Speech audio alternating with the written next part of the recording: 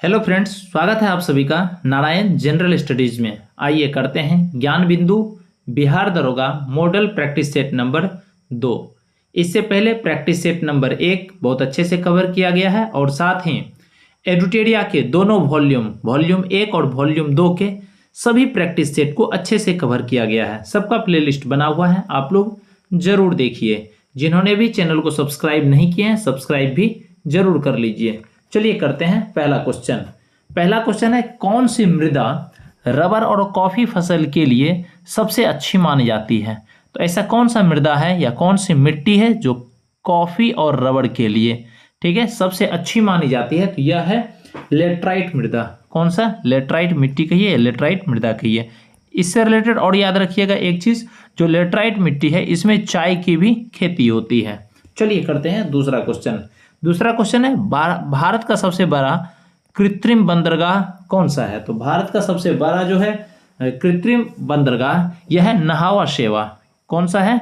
नहावा शेवा, जो option number B में है, यही इसका सही उत्तर होगा। ये इसका नया नाम है। इसका जो पुराना नाम था, तो पुराना नाम इसका जवाहरलाल नेहरू पोर्ट कहिए या फिर जवाहरलाल नेहरू बंदरगाह कहिए, इसका पुराना नाम था। नया नाम क्या है? नहावा शेवा है, जो भारत का सबसे बड़ा कृत्रिम बंदरगाह है। एक और याद रखिएगा, ये तूतीकोरिन बंदरगाह जो है यह कहां पर है? तमिलनाडु में है, ठीक है, जिसको चिदम्बरम पोर्ट ट्रस्ट भी कहा जाता है, ठीक है।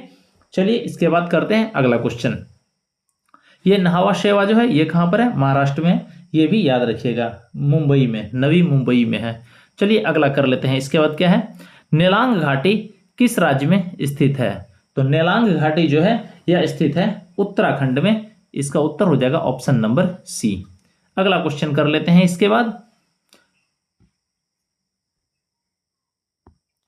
पंचनद की एकमात्र ऐसी नदी जिसका प्रवाह केवल भारत में ही है, ठीक है। तो पंचनद का ऐसा कौन सा नदी है जिसका प्रवाह केवल भारत में है? तो ये जो है इसमें ब्यास नदी है, जिसका कि प्रवाह है जो है भारत में है, जिसका कि मतलब अवतरित भी जो होती है यह नदी भारत में ही, ठीक है। रोहतांग दर्रा के पास ब्यास कुंड से यह निकलती है। तो याद रखिएगा, इसका उत्तर हो जाएगा ऑप्शन नंबर बी। करते हैं चलिए पांचवा नंबर क्वेश्चन क्या है? निम्नलिखित में से कौन सा युग्म सही सुमेलित नहीं है? हमको देखना है कौन सा सही सुमेलित नहीं है।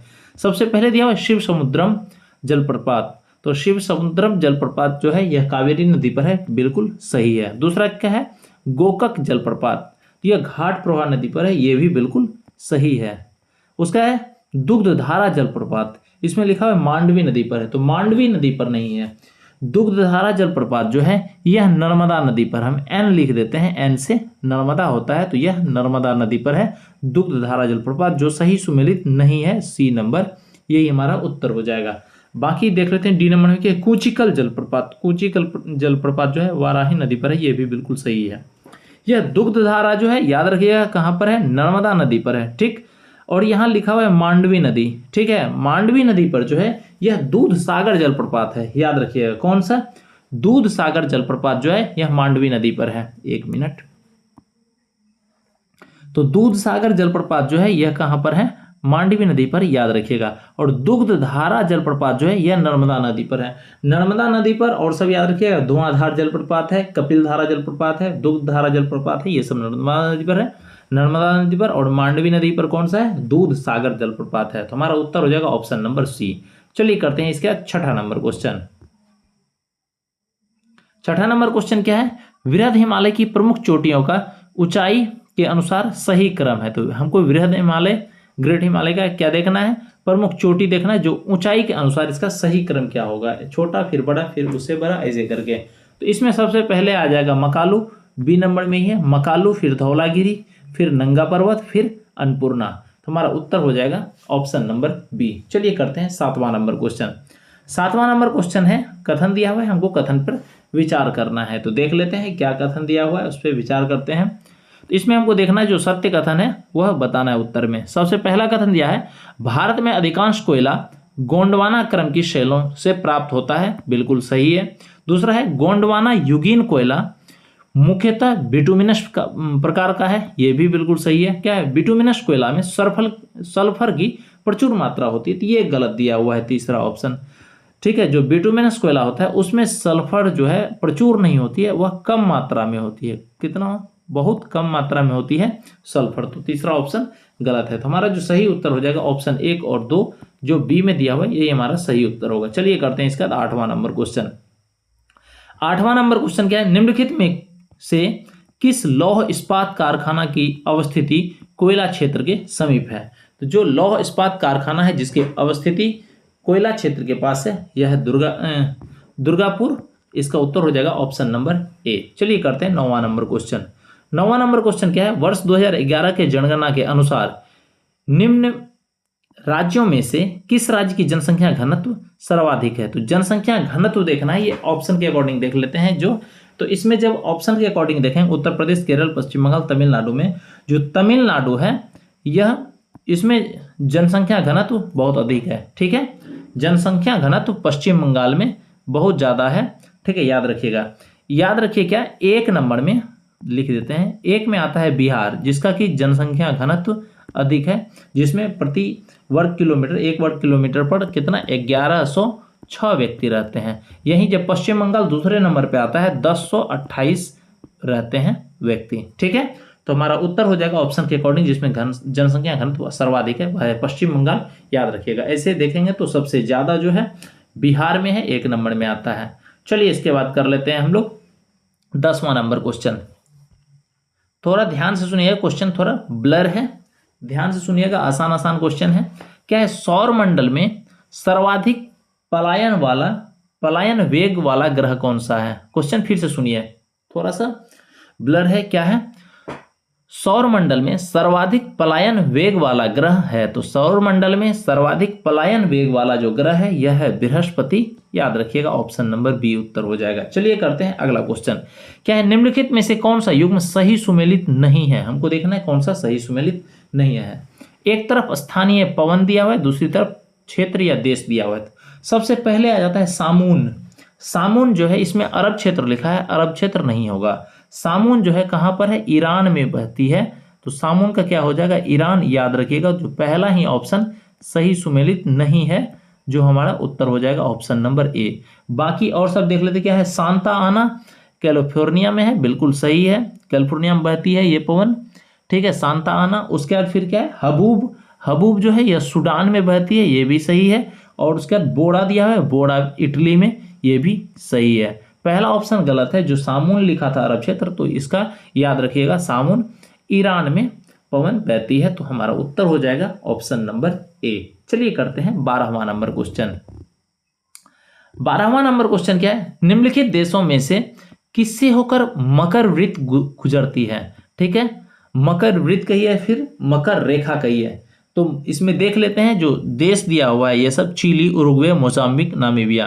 तो मोजाम्बिक, नामीबिया ये सब तो है हमारा अफ्रीका का, और ये उरुग्वे, चिली जो है ये कहाँ का है? ये दक्षिण अमेरिका का है। तो इसमें उरुग्वे नहीं होगा, ये तो सबसे पहले देख लीजिए क्योंकि ये ऊपर में पड़ता है। और चिली जो है इस तरह से जो बना हुआ है, तो चिली इस तरह से यहाँ नीचे पड़ता है, इस तरह से साइड में, और यहाँ से होकर के गुजरती है। तो चिली होगा 1 नंबर में, मोजाम्बिक भी होगा, ठीक है, और नामीबिया भी होगा। तो ये तीनों से होकर के मकर रेखा या मकर वृत्त गुजरती है। तो इसका उत्तर हो जाएगा 1, 2 और 4, जो ऑप्शन नंबर सी में है। ऐसे पूछा जाएगा जो मकर रेखा जो है वह कितने देश से होकर के गुजरती है? तो ये याद रखिएगा, मकर रेखा टोटल 10 देश से होकर के गुजरती है। ठीक है, और पूछा जाएगा कितने महादेश से होकर के गुजरती है? तो 3 महादेश से होकर के गुजरती है, जिसमें कौन सा है? दक्षिण अमेरिका है, अफ्रीका है और ऑस्ट्रेलिया है। ये 3 महाद्वीप से होकर के गुजरती है। ठीक है, चलिए इसके बाद देख लेते हैं 13वां नंबर क्वेश्चन। 13वां नंबर क्वेश्चन क्या है? निम्नलिखित कथनों पर विचार कीजिए। तो देख लेते हैं, हमको देखना है क्या इसमें असत्य नहीं है। क्वेश्चन ध्यान से देखिए, असत्य है नहीं, असत्य नहीं है, मतलब जो सही है ये देखना है। सबसे पहले राष्ट्रीय आपात। राष्ट्रीय आपात जो होता है वह अनुच्छेद 352 में होता है। तो इसमें 356 लिखा हुआ, ये गलत है। तो अनुच्छेद 352 में होता है, तो ये तो इसके नीचे दिया हुआ है, तो पहला गलत दिया हुआ है, मिलान सही नहीं है। तो राष्ट्रीय आपात याद रखिएगा 352 नंबर अनुच्छेद में।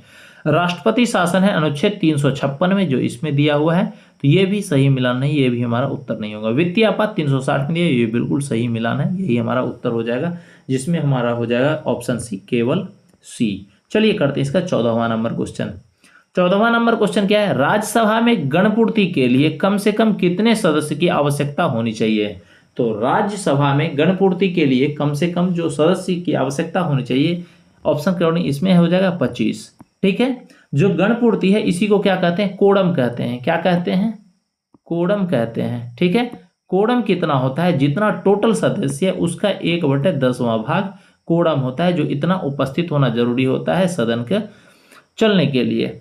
ठीक है, तो राज्यसभा में टोटल 250 है, तो इसका 1/10 भाग हो जाएगा 25 सदस्य। यह अनुच्छेद नंबर 100 में कोड़म के बारे में बताया गया है। गणपूर्ति को कोड़म भी कहते हैं, बहुत जगह कोड़म लिखा हुआ है, तो इसका उत्तर ऑप्शन बी हो जाएगा। चलिए करते हैं इसके बाद 15वां नंबर क्वेश्चन। 15वां नंबर क्वेश्चन क्या है, निम्नलिखित में से किसे पहला चेंबर या चर्चित सभा के नाम से जाना जाता है।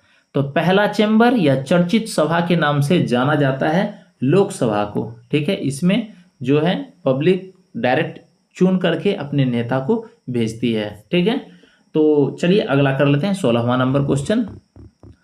16वां क्या है, भारत के मुख्य चुनाव आयुक्त को नियुक्त किया जाता है। तो भारत के मुख्य चुनाव आयुक्त को नियुक्त किया जाता है राष्ट्रपति के द्वारा, तो इसका उत्तर हो जाएगा ऑप्शन नंबर डी। करते हैं 17वां नंबर क्वेश्चन। 17वां नंबर क्वेश्चन क्या है, निंदा प्रस्ताव या फिर सेंसर मोशन लाया जा सकता है। तो सेंसर मोशन लाया जा सकता है केवल लोकसभा में। ठीक है, इसका उत्तर हो जाएगा ऑप्शन बी। अब पूछा जाएगा जो निंदा प्रस्ताव लाता कौन है, तो यह विपक्ष के नेता लाते हैं। ठीक, चलिए अगला देख लेते हैं इसका 18वां नंबर क्वेश्चन। 18वां नंबर क्वेश्चन क्या है, संविधान के किस अनुच्छेद के तहत विधानसभा का विघटन करने की शक्ति राज्यपाल को दी गई है। तो विधानसभा को विघटन करने की शक्ति राज्यपाल को दी गई है अनुच्छेद 174(2) के तहत। इसका उत्तर हो जाएगा ऑप्शन नंबर सी। चलिए करते हैं इसके बाद 19वां नंबर क्वेश्चन। 19वां नंबर क्वेश्चन क्या है, निम्नलिखित में से लोकसभा अध्यक्ष को पद की शपथ कौन दिलाता है। तो लोकसभा अध्यक्ष को पद की शपथ कोई नहीं दिलाता है। ठीक है, तो इसका उत्तर हो जाएगा ऑप्शन नंबर सी, शपथ नहीं होता है इसका। ठीक है, लोकसभा अध्यक्ष के पद का शपथ नहीं होता है, इसका उत्तर ऑप्शन नंबर सी हो जाएगा। चलिए करते हैं इसका 20वां नंबर क्वेश्चन।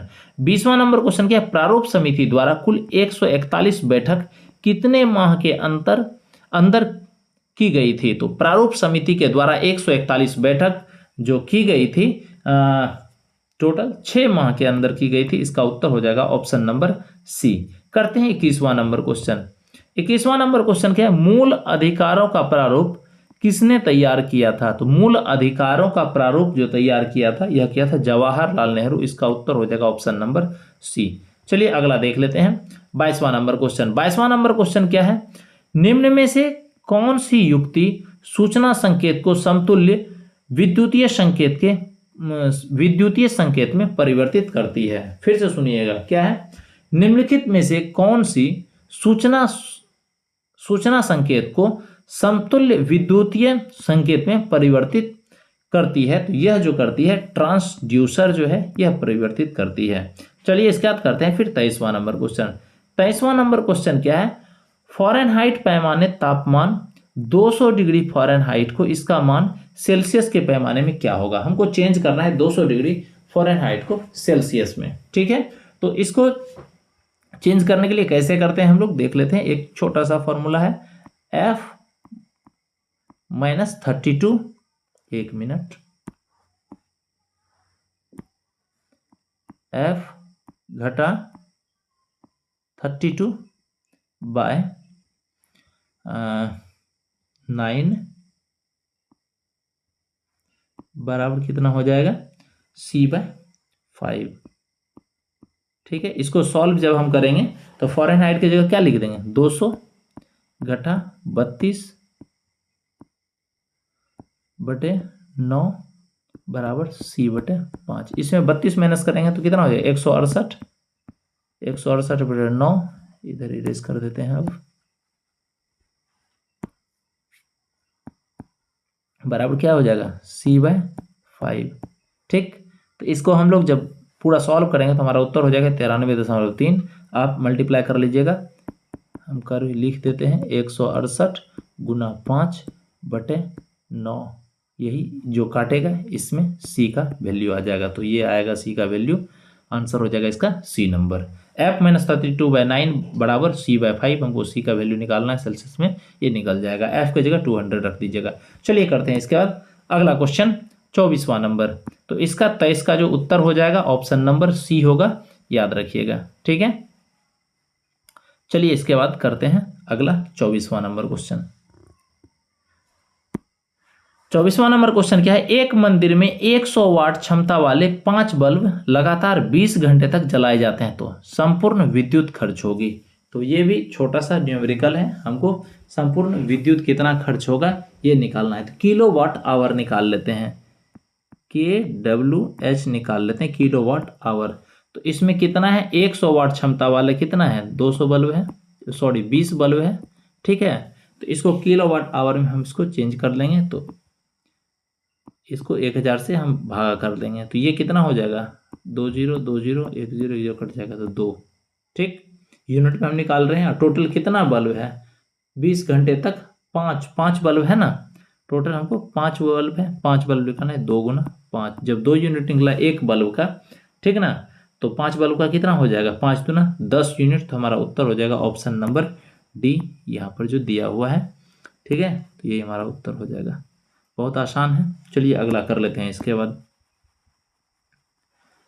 अगला कर लेते हैं 25वां नंबर क्वेश्चन। इसका आंसर कितना हुआ, 10 यूनिट। 25वां कर लेते हैं, निम्न में से कौन सा सही सुमेलित नहीं है, हमको देखना है कौन सा सही सुमेलित नहीं है। सबसे पहले तो टैकोमीटर, टैकोमीटर का लिखा हुआ है दाबांतर, तो यही गलत है, यही हमारा उत्तर हो जाएगा। टैकोमीटर दाबांतर नहीं होता है, इससे आप वायुयान की गति लिख दीजिए या फिर घूर्णन गति लिख दीजिए। क्या चीज़, वायुयान की गति या घूर्णन गति होगा, तो हमारा उत्तर हो जाएगा ऑप्शन ए है। बाकी है अमीटर विद्युत धारा, बिल्कुल सही है। एनीमोमीटर वायु की चाल, ये भी सही है। पायरोमीटर उच्चताप, ये भी सही है। हमारा उत्तर हो जाएगा ऑप्शन नंबर ए, जो सही सुमेलित नहीं है। अगला देख लेते हैं, पसीने का मुख्य उपयोग है। तो पसीने का मुख्य उपयोग है शरीर के ताप को नियंत्रित रखता है, ये ए नंबर इसका उत्तर हो जाएगा ऑप्शन। 27वां नंबर देख लेते हैं, क्या है, हवाई जहाज के ब्लैक बॉक्स का क्या रंग होता है। तो हवाई जहाज के ब्लैक बॉक्स का रंग होता है नारंगी, इसका उत्तर हो जाएगा ऑप्शन नंबर डी। चलिए करते हैं 28वां नंबर क्वेश्चन। 28वां नंबर क्वेश्चन क्या है, निम्नलिखित में कौन सा कथन सत्य है। तो हमको देखना है कौन सा कथन इसमें सत्य है। सबसे पहले क्या, जब पहला क्या है स्टेटमेंट, प्रकाश का वेग सबसे अधिक होता है। उसके बाद क्या है, ध्वनि का वेग सबसे अधिक होता है, आकाशीय पिंडों का वेग सबसे अधिक होता है, रॉकेट का वेग सबसे अधिक होता है। तो ऑप्शन नंबर ए इसका सही होगा, जो प्रकाश का वेग सबसे अधिक होता है। चलिए करते हैं 29वां नंबर क्वेश्चन। 29वां नंबर क्वेश्चन क्या है, वैसी कौन सी प्रक्रिया है जिसमें गैस सीधे ठोस वस्तु में परिवर्तित हो जाती है। तो ऐसा कौन सा प्रक्रिया है जिसमें जो है गैस डायरेक्ट ठोस में परिवर्तित हो जाता है, यह है कंडेंसेशन प्रक्रिया, इसका उत्तर हो जाएगा ऑप्शन नंबर बी। करते हैं 30वां नंबर क्वेश्चन। 30वां नंबर क्वेश्चन क्या है, विद्युत अपघटन में कैथोड पर कौन सी क्रिया होती है। विद्युत अपघटन में कैथोड पर जो क्रिया होती है यह है ऑक्सीकरण, इसका उत्तर हो जाएगा ऑप्शन नंबर ए। चलिए इसके बाद कर लेते हैं हम 31वां नंबर क्वेश्चन। क्या है, न्यूलैंड्स के अष्टक नियम में तत्वों को किस क्रम में व्यवस्थित किया गया था। तो तत्वों को किस क्रम में व्यवस्थित किया गया था, तो यह परमाणु भार के बढ़ते क्रम में व्यवस्थित किया गया था, इसका उत्तर हो जाएगा ऑप्शन नंबर बी। परमाणु भार के बढ़ते क्रम में जो न्यूलैंड्स के अष्टक नियम में तत्वों को व्यवस्थित किया गया था, इसका उत्तर हो जाएगा ऑप्शन नंबर बी। चलिए करते हैं इसका 32वां नंबर क्वेश्चन। क्या है, समजातीय श्रेणी के लिए निम्न में कौन सा युग्म सही है। तो समजातीय श्रेणी के लिए हमको देखना है कौन सा युग्म सही है। तो इसका युग्म जो है CH3OH और C2H5OH, ये सही है, दोनों में OH लिखा हुआ है, ये सही है, समजातीय है, इसका उत्तर देगा ऑप्शन नंबर सी। चलिए करते हैं इसका 33वां नंबर क्वेश्चन। क्या है, सोडियम परमाणु के सबसे बाहरी कोश में कितने इलेक्ट्रॉन मौजूद है। तो इसके बाहरी कोश में 1 इलेक्ट्रॉन मौजूद है, ठीक है। सोडियम Na होता है 11 नंबर, तो इसका जो हो जाएगा 2 8 और 1, तो ये 1 जो है ये बाहरी क्रम में, तो इसका उत्तर हो जाएगा ऑप्शन नंबर सी। चलिए करते हैं 34वां नंबर क्वेश्चन। 34वां क्या है, निम्नलिखित में से कौन सा कार्बन का अपरूप नहीं है। तो मीथेन जो है इसमें कार्बन का अपरूप नहीं है, इसका उत्तर हो जाएगा ऑप्शन नंबर डी। चलिए करते हैं इसका 35वां नंबर क्वेश्चन। 35वां नंबर क्वेश्चन क्या है, कौन सा पदार्थ जलने पर ज्वाला उत्पन्न नहीं करता है? तो जो ज्वाला उत्पन्न नहीं करता है वह है कोयला, इसका उत्तर होगा ऑप्शन नंबर बी। बाकी मोम, पेट्रोल, डीजल ये सब ज्वाला उत्पन्न करता है। ठीक है, अगला देख लेते हैं 36वां नंबर क्या है, ट्रिप्सिन बदलता है। तो ट्रिप्सिन बदलता है क्या चीज में, तो ये प्रोटीन्स को पेप्टॉन्स में बदलता है। ट्रिप्सिन जो है प्रोटीन्स को पेप्टॉन्स में बदलता है, इसका उत्तर हो जाएगा ऑप्शन नंबर ए। चलिए करते हैं इसके 37वां नंबर क्वेश्चन। 37वां नंबर क्वेश्चन क्या है, एओर्टिक बल्ब क्या है, एओर्टिक बल्ब निम्नलिखित में से क्या है? तो एओर्टिक बल्ब जो है यह एओर्टिक वाल्व जो है, फिर से सुनिएगा 1 मिनट, एओर्टिक वाल्व निम्नलिखित में से क्या है? तो एओर्टिक वाल्व जो है यह बाएं निलय तथा महाधमनी के बीच का वाल्व है, इसका उत्तर हो जाएगा ऑप्शन नंबर डी। चलिए करते हैं 38वां नंबर क्वेश्चन। 38वां नंबर क्वेश्चन क्या है, माहवारी चक्र में पुटिका व्यवस्था कितने दिन की होती है? तो माहवारी चक्र में जो पुटिका प्रवस्था होती है वह कितने दिन की होती है? तो यह 10 से 12 दिन की होती है। ठीक है, तो माहवारी चक्र में पुटिका प्रवस्था जो होती है वह 10 से 12 दिन की होती है, इसका उत्तर हो जाएगा ऑप्शन नंबर डी। चलिए करते हैं 39वां नंबर क्वेश्चन। 39वां नंबर क्वेश्चन क्या है, हिपेटोलॉजी संबंधित है। तो हिपेटोलॉजी संबंधित है यकृत के अध्ययन से, इसका उत्तर हो जाएगा ऑप्शन नंबर बी। चलिए करते हैं 40वां नंबर क्वेश्चन। 40वां नंबर क्वेश्चन क्या है, एक वास्तविक फल निम्नलिखित में से किससे निर्दिष्ट होता है? तो एक वास्तविक फल जो है वह निर्दिष्ट होता है जब पुष्प का केवल अंडाशय फल में विकसित होता है, तो इसका उत्तर हो जाएगा ऑप्शन नंबर डी। जब पुष्प का केवल अंडाशय फल में विकसित होता है तो वह एक वास्तविक फल के रूप में निर्दिष्ट होता है। चलिए करते हैं 41वां नंबर क्वेश्चन। 41वां नंबर क्वेश्चन क्या है, नीचे दिए पौधों और उनके खाद्य भाग के युग में कौन सा सही सुमेलित नहीं है? हमको देखना है कौन सा सही सुमेलित नहीं है, तो देख लेते हैं। अदरक जो है इसका प्रकंद खाया जाता है, बिल्कुल सही सुमेलित है। नारियल का भ्रूणपोष ये भी बिल्कुल सही सुमेलित है। प्याज का मांसल पर्ण ये भी सही है, और आलू का मूल लिखा हुआ है, तो आलू का जो है यह मूल खाने का भाग नहीं है, खाद्य भाग। इसका क्या है, आलू का कंद है, ये याद रखिएगा। आलू का क्या है, कंद, याद रखिएगा। तो हमारा उत्तर हो जाएगा ऑप्शन नंबर डी, जो सही सुमेलित नहीं है। चलिए करते हैं 42वां नंबर क्वेश्चन। 42वां नंबर क्वेश्चन क्या है, 12वीं पंचवर्षीय योजना का मुख्य उद्देश्य क्या है? तो 12वीं पंचवर्षीय योजना की मुख्य उद्देश्य जो था यह तीव्र, अधिक समावेशी और धारणीय विकास, तीव्र, अधिक समावेशी और धारणीय विकास था, तो इसका उत्तर हो जाएगा ऑप्शन नंबर बी। चलिए करते हैं इसके बाद 43वां नंबर क्वेश्चन। 43वां नंबर क्वेश्चन क्या है, अंत्योदय अन्न योजना की शुरुआत कब हुई थी? तो अंत्योदय अन्न योजना की शुरुआत जो हुई थी यह हुई थी 2000 ईस्वी में, इसका उत्तर हो जाएगा ऑप्शन नंबर ए। चलिए करते हैं इसका 44वां नंबर क्वेश्चन।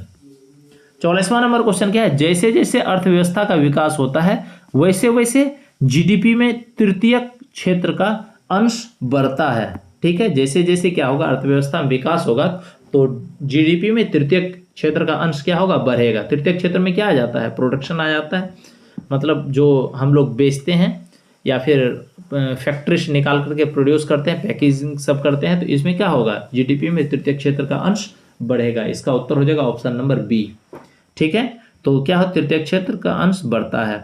चलिए अगला देखते हैं 45वां नंबर क्वेश्चन। 45वां नंबर क्वेश्चन क्या है, स्वतंत्र भारत में प्रथम औद्योगिक नीति की घोषणा कब की गई थी? तो स्वतंत्र भारत में प्रथम औद्योगिक नीति की घोषणा की गई थी 1948 ईस्वी में। ठीक है, अब पूछा जाएगा जो औद्योगिक नीति की घोषणा 1948 में किसने की थी? उस समय तत्कालीन उद्योग मंत्री थे कौन, डॉक्टर श्यामा प्रसाद मुखर्जी। कौन थे, डॉक्टर श्यामा प्रसाद मुखर्जी, और इनके द्वारा ही जारी किया गया था प्रथम औद्योगिक नीति। तो इसका उत्तर हो जाएगा ऑप्शन नंबर बी। चलिए कर लेते हैं 46वां नंबर क्वेश्चन। क्या है, वस्तुओं और सेवाओं के उत्पादन के लिए निम्नलिखित में से कौन से कारक आवश्यक हैं? तो वस्तुओं और सेवाओं के उत्पादन के लिए जो निम्नलिखित में से कारक, फिर सुनिए क्या है, वस्तुओं और सेवाओं के उत्पादन के लिए निम्नलिखित में से कौन सा कारक आवश्यक है? तो इसमें जो कारक आवश्यक है देख लेते हैं क्या है, भूमि, श्रम और भौतिक पूंजी। इनमें से सभी कारण जो है वस्तु और सेवाओं के उत्पादन के लिए आवश्यक है, भूमि, श्रम और भौतिक पूंजी। चलिए करते हैं 47वां नंबर क्वेश्चन। 47वां नंबर क्वेश्चन क्या है, भारतीय आयात निर्यात बैंक की स्थापना कब की गई है? तो भारतीय आयात निर्यात बैंक की स्थापना 1982 ईस्वी में की गई। तो इसका उत्तर हो जाएगा ऑप्शन नंबर ए। 48वां नंबर देख लेते हैं। 48वां नंबर क्वेश्चन क्या है? भारत की प्रथम महिला लोकसभा के महासचिव कौन है? तो भारत की प्रथम महिला लोकसभा के महासचिव जो है यह है स्नेहलता श्रीवास्तव। इसका उत्तर हो जाएगा बी नंबर। कौन? प्रथम महिला लोकसभा। ठीक है नहीं, यहाँ थे लिख सकते हैं, कौन थे या कौन थी। तो भारत के प्रथम महिला लोकसभा महासचिव जो थी स्नेहलता श्रीवास्तव। इसका उत्तर हो जाएगा ऑप्शन नंबर बी। ठीक है, इसमें दिया हुआ है मीरा कुमार। ये नाम भी इंपॉर्टेंट है, याद रखिए कि ये प्रथम महिला लोकसभा अध्यक्ष थी। प्रथम महिला लोकसभा अध्यक्ष थी कौन? मीरा कुमार, याद रखिएगा। राजकुमारी अमृत कौर लिखा हुआ है, ये भी बहुत इंपॉर्टेंट नाम है, याद रखिएगा। प्रथम महिला केंद्रीय वित्त मंत्री थी कौन? राजकुमारी अमृत कौर, जो स्वास्थ्य से रिलेटेड थे। ठीक है, स्वास्थ्य की मंत्री थी। चलिए करते हैं 49वां नंबर क्वेश्चन। 49वां नंबर क्वेश्चन क्या है? प्रत्येक वर्ष मेघालय की स्थापना दिवस कब मनाया जाता है? तो मेघालय की स्थापना दिवस मनाया जाता है 21 जनवरी को, याद रखिएगा। 50वां नंबर देख लेते हैं क्या है? लुफ्थहांसा एयरलाइंस विमान सेवा किस देश का है? तो लुफ्थहांसा एयरलाइंस विमान सेवा जो है यह जो है जर्मनी का है। इसका उत्तर हो जाएगा ऑप्शन नंबर सी। चलिए करते हैं 51वां नंबर क्वेश्चन। 51वां नंबर क्वेश्चन क्या है? ऑस्ट्रेलिया ओपन 2025 के महिला एकल का खिताब कौन जीती है? तो महिला एकल का जो खिताब जीती है यह कौन जीती है? तो यह जीती है मेडिसन कीज। इसका उत्तर हो जाएगा option number B. Madison Keys कहाँ की है? तो यूएसए की है, यह भी याद रखिएगा। चलिए करते हैं 52वां नंबर क्वेश्चन। क्या है? आईसीसी पुरुष चैंपियंस ट्रॉफी 2025 के संदर्भ में कौन सा कथन गलत है? तो आईसीसी पुरुष चैंपियंस ट्रॉफी 2025 के संदर्भ में देखते हैं कौन सा कथन गलत है। सबसे पहले है इसका यह 9वां संस्करण था, बिल्कुल सही है, 9वां संस्करण था। दूसरा है इसका उप विजेता ऑस्ट्रेलिया रहा, बिल्कुल गलत है। उप विजेता ऑस्ट्रेलिया नहीं रहा था, कौन रहा था? न्यूजीलैंड रहा था। कौन रहा था? न्यूजीलैंड, NHZ लिख देते हैं, न्यूजीलैंड रहा था। यह उप विजेता रहा था, मतलब यह रनर रहा था। तो विनर कौन रहा था? तो प्यारा भारत रहा था अपना, ये याद रखिएगा, इंडिया रहा था। ठीक है, इसका है सर्वाधिक 263 रन रचिन रविंद्र बनाए, बिल्कुल सही है। सर्वाधिक 10 विकेट मैन हेनरी ने लिए, ये भी बिल्कुल सही है। तो इसका जो कथन गलत है वह ऑप्शन नंबर बी है। तो यही हमारा सही उत्तर होगा। उप विजेता इसमें ऑस्ट्रेलिया लिखा हुआ है, तो ऑस्ट्रेलिया नहीं, इसका न्यूजीलैंड उप विजेता रहा था। ठीक है, और विजेता रहा था इंडिया। चलिए करते हैं 53वां नंबर क्वेश्चन। 53वां नंबर क्वेश्चन क्या है? भारत उच्च ऊर्जा लेजर निर्दिष्ट क्या है? DEA हथियार प्रणाली का सफलतापूर्वक परीक्षण करने वाला विश्व का कौन सा देश बना है? तो भारत उच्च ऊर्जा लेजर निर्दिष्ट, फिर से सुनिए क्वेश्चन क्या है? भारत उच्च ऊर्जा लेजर निर्देशित हथियार प्रणाली का सफलतापूर्वक परीक्षण करने वाला विश्व का कौन सा देश बना है? तो यह बना है चौथा देश। इसका उत्तर हो जाएगा ऑप्शन नंबर सी। करते हैं 54वां नंबर क्वेश्चन। 54वां नंबर क्वेश्चन क्या है? जीनोम संपादित चावल की किस्में विकसित करने वाला दुनिया का पहला देश कौन बना है? तो जीनोम संपादित चावल की किस्में विकसित करने वाला दुनिया का पहला देश जो बना है वह बना है भारत। इसका उत्तर हो जाएगा ऑप्शन नंबर सी।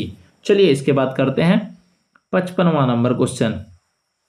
तो 55वां नंबर क्वेश्चन क्या है? ग्रामीण विकास एवं पंचायती राज संबंधी संसद की अस्थायी समिति ने मनरेगा कानून के तहत दैनिक पारिश्रमिक कम से कम कितना निर्धारित करने की सिफारिश की है? तो यह दैनिक पारिश्रमिक क्रम कम से कम जो है 400 निर्धारित करने की सिफारिश की है। इसका उत्तर हो जाएगा ऑप्शन नंबर सी। चलिए अगला कर लेते हैं कि हाल ही में राष्ट्रीय स्तर पर जारी पहली नदी डॉल्फिन गणना रिपोर्ट के अनुसार भारत में डॉल्फिनों की अनुमानित संख्या कितनी रही है? तो भारत में डॉल्फिन की अनुमानित संख्या जो वह 6327 रही है। इसका उत्तर हो जाएगा ऑप्शन नंबर ए। ये भी पूछा जाएगा सबसे ज्यादा डॉल्फिन कहां पर? तो ये याद रखिएगा यूपी में। ठीक है, यूपी में है, कितना है? 2397 है। ठीक, उसके बाद कहां पर है? बिहार में है, ये भी याद रखिएगा, बिहार में 2220 है, ये याद रखिएगा। इसका उत्तर हो जाएगा टोटल संख्या 6327 डॉल्फिन, ए नंबर ऑप्शन। चलिए करते हैं 57वां नंबर क्वेश्चन।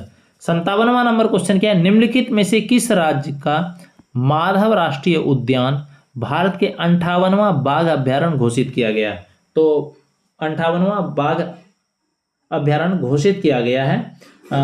जो माधव राष्ट्रीय उद्यान है यह कहाँ पर है? मध्य प्रदेश में। इसका उत्तर हो जाएगा ऑप्शन नंबर डी। और यह मध्य प्रदेश का मतलब एमपी का 9वां है राष्ट्रीय उद्यान। ठीक है, देश का 58वां और इसका मध्य प्रदेश का 9वां है। चलिए अगला देख लेते हैं। उसके बाद 58वां नंबर क्वेश्चन। 58वां नंबर क्वेश्चन क्या है? हाल ही में भारत के किस मंदिर को स्वॉर्ड ऑफ ऑनर, क्या चीज का? स्वॉर्ड ऑफ ऑनर से सम्मानित किया गया। तो स्वॉर्ड ऑफ ऑनर से सम्मानित किया गया यह कौन से मंदिर को? तो अयोध्या के राम मंदिर को किया गया है। इसका उत्तर हो जाएगा ऑप्शन नंबर सी। करते हैं 59वां नंबर क्वेश्चन। 59 नंबर क्वेश्चन क्या है? हाल ही में चर्चा में रही स्वदेश दर्शन योजना की प्रारंभ किस वर्ष किया गया था? तो हाल ही में चर्चा में रहा स्वदेश दर्शन योजना का प्रारंभ किया गया था वर्ष 2015 में। इसका उत्तर हो जाएगा ऑप्शन नंबर सी। चलिए करते हैं 60वां नंबर क्वेश्चन। 60वां नंबर क्वेश्चन क्या है? जनता की कहानी मेरी आत्मकथा पुस्तक निम्नलिखित में से किसकी आत्मकथा है? तो जनता की कहानी मेरी आत्मकथा जो पुस्तक है इसके लेखक जो है कौन है? बंडारू दत्तात्रेय। क्या है? दत्तात्रेय। तो इसका उत्तर हो जाएगा ऑप्शन नंबर डी। यह बंडारू दत्तात्रेय जो है यह हरियाणा की राज्यपाल है। ठीक है, इन्होंने एक पुस्तक लिखे हैं अपने आत्मकथा जनता की कहानी मेरी आत्मकथा। ऑप्शन डी इसका उत्तर हो जाएगा। चलिए करते हैं 61वां number question.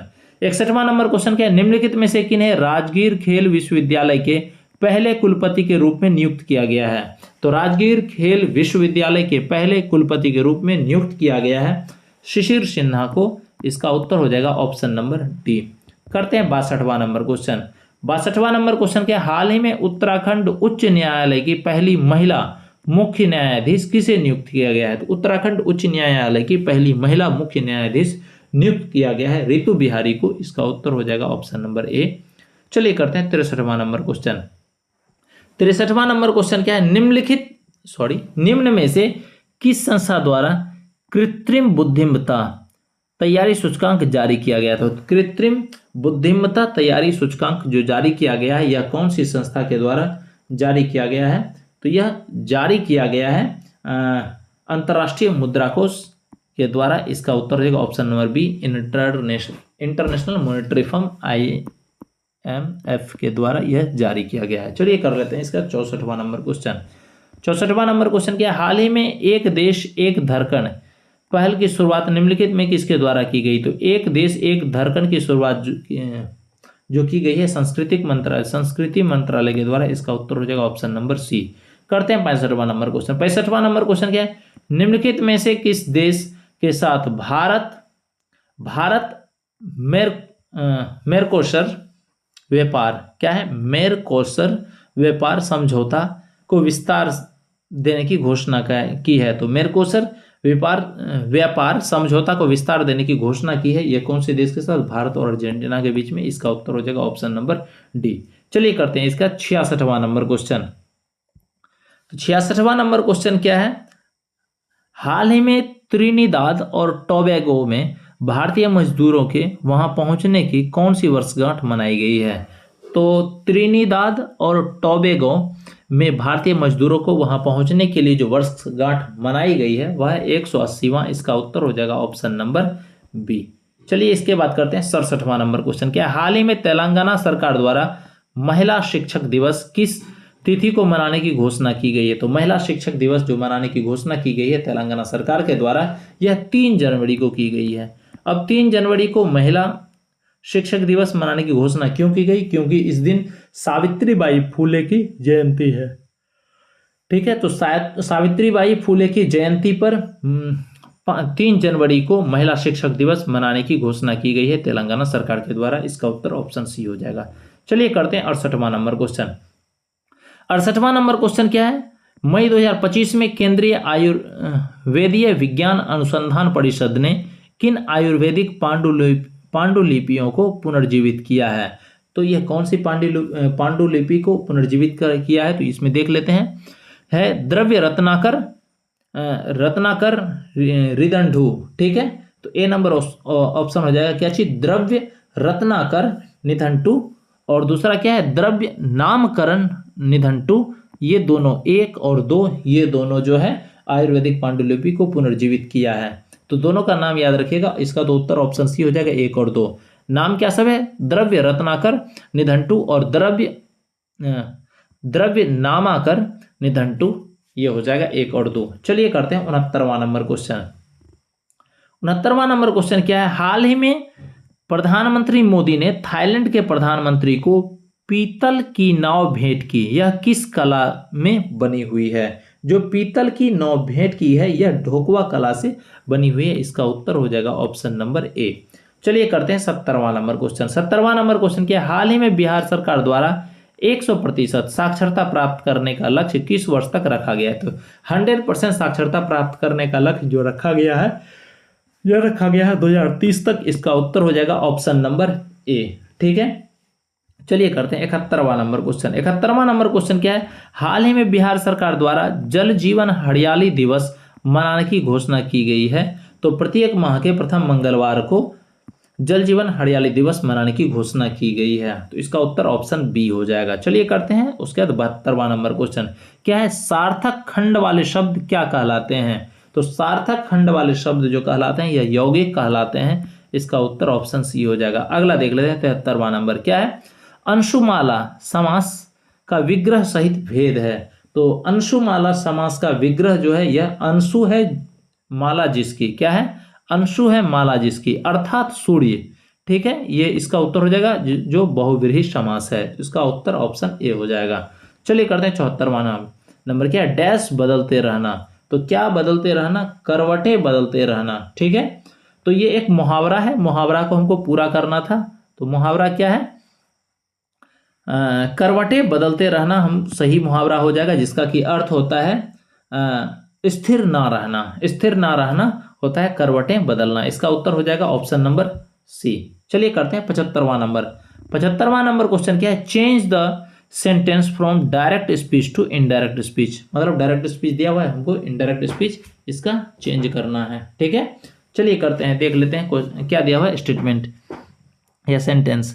He said to me you have been a great help to me, ये दिया हुआ है। तो क्या है? He said to me you have been a great help to me. इसका हो जाएगा he told me that I had been a great help to him. ये हो जाएगा इसका ऑप्शन नंबर ए। क्या है? He told me that I had been a great help to him. ठीक है, इसका उत्तर ऑप्शन ए हो जाएगा। चलिए करते हैं इसका 76वां नंबर क्वेश्चन। 76वां नंबर क्वेश्चन देख लेते हैं। इसमें हमको कहना है क्या? Translate the sentence into English. Hindi में स्टेटमेंट या सेंटेंस दिया हुआ है, उसको इंग्लिश में हमको क्या करना है? चेंज करना है। क्या है? दबे पांव चलो। तो दबे पांव चलो का क्या होगा? Walk on the tip toes. Walk on the tip toes होगा दबे पांव चलो। इसका उत्तर हो जाएगा ऑप्शन नंबर बी। चलिए करते हैं 77वां नंबर क्वेश्चन। क्या है? दबे पांव चलो का क्या हो जाएगा? Walk on the tip toes. इसका आंसर हो जाएगा ऑप्शन बी। 77वां क्या है? Change the sentence into passive voice. हमको पैसिव वॉइस में चेंज करना है। ठीक है, तो क्या दिया हुआ है? एक्टिव वॉइस में somebody must have taken my books। ठीक है, तो somebody must have taken my books का जो पैसिव वॉइस हो जाएगा, सबसे पहले तो आ जाएगा my book। my book must have been taken by somebody, यही होगा my book must have been taken by somebody। तो इसका उत्तर हो जाएगा ऑप्शन नंबर सी। 78वां नंबर कर लेते हैं। हमको सूची 1 सूची 2 को मिलाना है। एक तरफ राजा दिया हुआ है, दूसरी तरफ उसका राज्य दिया हुआ है। देख लेते हैं कौन से राजा का कौन सा राज्य था। प्रद्योत, सबसे पहले प्रद्योत दिया हुआ, यह अवंती का राजा था, तो इसका हो जाएगा ए का 3 नंबर। ठीक है, दूसरा दिया उदयन। तो उदयन कहाँ का था? तो यह मगध का। उदयन जो है यह कहाँ का राजा था? तो वत्स का राजा था, तो यह हो जाएगा बी का 2। तीसरा प्रसेनजीत दिया हुआ है। तो प्रसेनजीत कहाँ का राजा था? तो प्रसेनजीत राजा था कहाँ का? कौशल का था, तो यह हो जाएगा इसका 4 नंबर सी का। ठीक, उसके बाद अजातशत्रु, तो यह मगध का राजा था, तो डी का हो जाएगा 1। 3 2 4 1, यह देख लेते हैं ऑप्शन नंबर कितने में है? सी में है, यही हमारा सही उत्तर होगा। चलिए करते हैं इसका 79वां नंबर क्वेश्चन। 79वां नंबर क्वेश्चन क्या है? वैदिक देवता इंद्र के विषय में निम्नलिखित कथनों पर विचार कीजिए।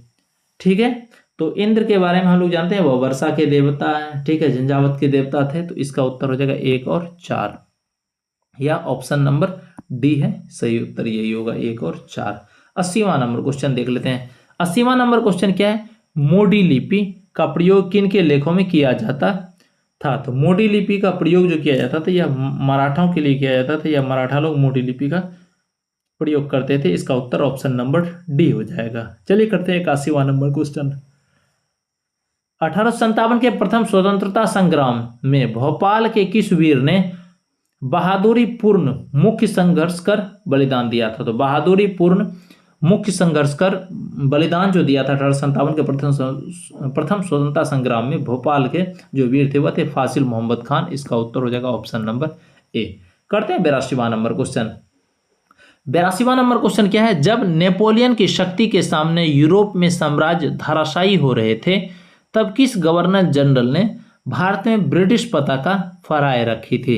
तो जो भारत में ब्रिटिश पताका फहराए रखी थी वह लॉर्ड वेलेस्ली था। इसका उत्तर हो जाएगा option number C. Lord Wellesley से और एक क्वेश्चन पूछा जाता है, जो सहायक संधि जो थे, ठीक है, यह लॉर्ड वेलेस्ली के टाइम में ही लाया गया था। चलिए करते हैं 83वां नंबर क्वेश्चन। इसमें कहता है विचार करने के लिए निम्नलिखित कथनों पर विचार कीजिए, हमको सही कथन देख करके उसका उत्तर देना है। तो कथन देख लेते हैं। सबसे पहले क्या है? मैसूर के शासक टीपू सुल्तान ने विदेशों में आधुनिक पद्धति से दूतावास स्थापित किए थे, बिल्कुल सही है। दूसरा क्या है? टीपू सुल्तान ने ब्रिटिश सेना को 1780 में पोलीलूर में हराया था, यह भी बिल्कुल सही है। उसका तीसरा नंबर क्या? हैदर अली का मृत्यु 1783 ईस्वी में हुई थी, ये गलत है। हैदर अली का मृत्यु 1782 ईस्वी में हुई थी। कब हुई थी? एक मिनट, हैदर अली की मृत्यु हुई थी 1782 में, ठीक। तो ये तीसरा ऑप्शन गलत है। चौथा क्या? द्वितीय आंग्ल मैसूर युद्ध 1780 से 84 ईस्वी के समय ब्रिटिश जनरल सर आयरकूट ने हैदर अली को पोर्टो नोवो के युद्ध में पराजित किया था, तो ये भी सही है। तो इसका उत्तर हो जाएगा 1, 2 और 4 जो सही है ऑप्शन नंबर बी। चलिए करते हैं अगला 84वां नंबर क्वेश्चन। 84वां नंबर क्वेश्चन क्या है? जवाहरलाल नेहरू ने किस वर्ष अधिवेशन में समाजवाद भारत की समस्याओं को हल करने की कुंजी बताया था? तो समाजवाद को भारत की समस्याओं को हल करने की कुंजी जो बताए थे जवाहरलाल नेहरू, यह कौन सा वार्षिक अधिवेशन था? तो यह था लखनऊ अधिवेशन 1936 का लखनऊ अधिवेशन। कौन सा? 1936 का लखनऊ अधिवेशन, याद रखिएगा, ठीक है। और कुछ कुछ अधिवेशन इसमें दिया हुआ है, देख लेते हैं। जैसे एक नंबर में फैजपुर दिया है, बहुत इंपॉर्टेंट है, तो पूछा जाएगा फैजपुर अधिवेशन से क्या? तो फैजपुर अधिवेशन तो 1937 में लाया गया था, ये याद रखिएगा। कब? 1937 में लाया गया था, और यह गांव में हुआ था प्रथम अधिवेशन। जो कांग्रेस का अधिवेशन था तो गांव में होने वाला प्रथम अधिवेशन फैजपुर अधिवेशन था। इसका अध्यक्षता भी जवाहरलाल नेहरू किए थे, ठीक। उसके बाद लाहौर अधिवेशन है, ये भी याद रखिएगा, इसमें पूर्ण स्वराज की मांग की गई थी, इनकी भी अध्यक्षता जवाहरलाल नेहरू ही किए थे, ठीक है। बाकी लखनऊ अधिवेशन 1936 याद रखिएगा, जिसमें समाजवाद को भारत की समस्याओं का हल बताया था। एक अधिवेशन लखनऊ से जुड़ा हुआ और है, लखनऊ अधिवेशन 1916 का, जिसमें मुस्लिम लीग से समझौता किया गया था, जिसका की अध्यक्षता किए थे अंबिका चरण मजूमदार। इसका उत्तर ऑप्शन डी हो जाएगा। चलिए करते हैं 85वां नंबर क्वेश्चन। 85वां नंबर क्वेश्चन क्या है? कांग्रेसी नेताओं द्वारा मॉन्टेग्यू चेम्सफोर्ड रिपोर्ट की निंदा करने पर कई नरमपंथियों को ने पार्टी छोड़कर निम्न में से कौन सी पार्टी का गठन किया था? तो उस समय जो पार्टी का गठन किया था वह था इंडियन लिबरल फेडरेशन। इसका उत्तर हो जाएगा ऑप्शन नंबर डी। चलिए करते हैं 86वां नंबर क्वेश्चन। 86वां नंबर क्वेश्चन क्या है? निम्नलिखित में से कौन सी प्रार्थना समाज की मांग थी? जो प्रार्थना समाज की मांग थी अस्पृश्यता की समाप्ति, मतलब छुआछूत की समाप्ति, अस्पृश्यता की समाप्ति, विधवा पुनर्विवाह, बिल्कुल सही है, स्त्री शिक्षा, ये भी सही है। तो इनमें से सभी जो है प्रार्थना समाज की मांग थी। चलिए इसके बाद कर लेते हैं 87वां नंबर क्वेश्चन। 87वां नंबर क्वेश्चन क्या है? इनमें से कौन सा देश त्रिदेशीय संधि का सदस्य देश नहीं था? तो इसमें देख लेते हैं। जो सदस्य देश नहीं था, रूस नहीं था, इंग्लैंड नहीं था, फ्रांस नहीं था। हमको इसमें देखना है कौन सा सदस्य था, तो ये याद रखिएगा इटली जो था वह त्रिदेशीय संधि का सदस्य था, ठीक है। इटली के साथ में और दो थे, कौन सा? ऑस्ट्रिया, इटली और जर्मनी। कौन सा? जर्मनी जी से हो जाएगा, ऑस्ट्रिया जिसको हंगरी भी कहते हैं, ऑस्ट्रिया हंगरी, और उसके बाद इटली, ये तीनों जो थे त्रिदेशीय संधि का सदस्य था। और इसका जो अपोज करता था ये तीनों मिलकर के, कौन? इंग्लैंड, रूस और फ्रांस। तो इसका उत्तर हो जाएगा ऑप्शन नंबर डी। जो सदस्य नहीं था ये नहीं होगा, जो सदस्य था ये याद रखिएगा। चलिए 88वां नंबर क्वेश्चन कहते हैं कि क्या है? गुलाबों का युद्ध कहाँ हुआ था? तो गुलाबों का जो युद्ध हुआ था यह हुआ था इंग्लैंड में। इसका उत्तर ऑप्शन नंबर बी हो जाएगा। चलिए करते हैं 69वां नंबर क्वेश्चन। क्या है? बोस्टन की चाय पार्टी घटना का संबंध किससे है? तो बोस्टन की चाय पार्टी घटना का संबंध जो है अमेरिका क्रांति से। इसका उत्तर ऑप्शन नंबर डी हो जाएगा। चलिए 90 नंबर देख लेते हैं। इसमें हमको सुमेलित करना है सूची 1 सूची 2 को। सूची 1 में खनिज पदार्थ, दूसरे तरफ संबंधित जिले दिया हुआ है। तो देख लेते हैं।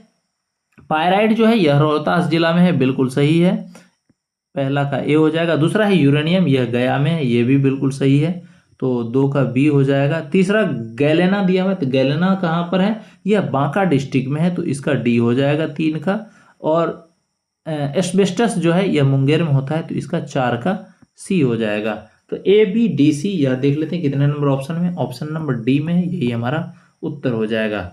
चलिए करते हैं 91 नंबर क्वेश्चन। 91 नंबर क्वेश्चन क्या है? बिहार में 1857 की क्रांति की शुरुआत कब हुई थी?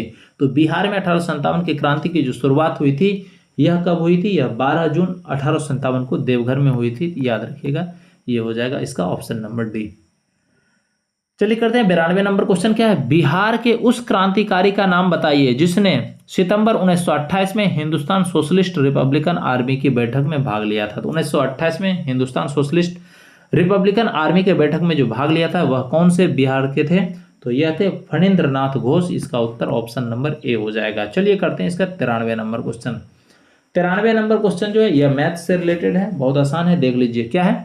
45 बच्चे की औसत आयु 14 वर्ष है, तो पहले टोटल औसत आयु निकाल लेते हैं 4500 बच्चे का। तो 45 गुना 14 कर देते हैं, तो 14 पंचे 70 का 0 बचा 7, 14 पंचे 14 42 14 56, 56 7 63 हो जाएगा, मतलब 630 वर्ष हो गया। ठीक, ये याद रखिएगा, 630 वर्ष।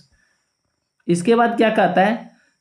एक शिक्षक को सम्मिलित करने पर औसत में 6 महीने बढ़ जाता है। तो एक शिक्षक अगर बढ़ जाता है तो औसत कितना बढ़ जाता है? 6 महीने। अगर इसमें एक पर्सन को जोड़ देंगे तो कितना हो जाएगा? 46 हो जाएगा। और 46 में कितना औसत बढ़ जाएगा? तो इधर 0.5, 6 मंथ मतलब आधा साल, तो 14.5। ठीक, ये हो गया। तो इसको अगर हम जब गुना करते हैं तो देख लेते हैं, इसको अगर हम उड़ाएंगे तो नीचे क्या आ जाएगा? 10 आ जाएगा।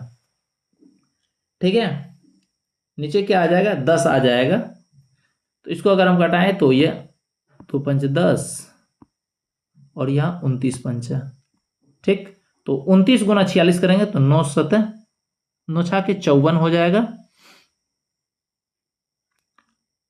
2 से अगर इसको हम घटाते हैं तो 23 बार में कटेगा, 23 दूना 46। ठीक, 23 गुना 29 करते हैं तो इसे 29 में इकाई स्थान पे 9 है, इसमें 3 है, तो 9 3 27, जिसका इकाई स्थान पे 7 होगा वही होगा। तो ये हमारा डी नंबर ऑप्शन 37 वर्ष यही उत्तर हो जाएगा। ठीक है, चलिए करते हैं 94 नंबर क्वेश्चन। 94 नंबर क्वेश्चन, ठीक है, नंबर सिस्टम का है, सीरीज का है। ठीक है, यह सीरीज का रीजनिंग है, देख लेते हैं। 2 3 8 7 दिया हुआ है, तो बहुत आसान है। 2 से 3 जाने में क्या किया? 2 गुना 1 जोड़ 1 गुना 1 जोड़ 1 कर दिया। उसी तरह से 3 गुना 2 जोड़ 2 कर दिया, तो 3 गुना 2 3 दूना 6 जोड़ 2 8 हो जाएगा। ठीक ना,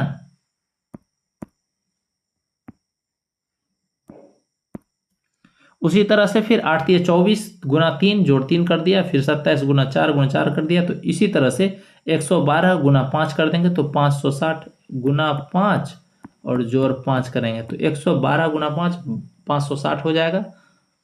ठीक ना, और 5 जोड़ देंगे तो 565 हो जाएगा। ये बी हमारा उत्तर हो जाएगा। आज के लिए इतना ही, और इस तरह के वीडियो के लिए चैनल को सब्सक्राइब कीजिए। धन्यवाद।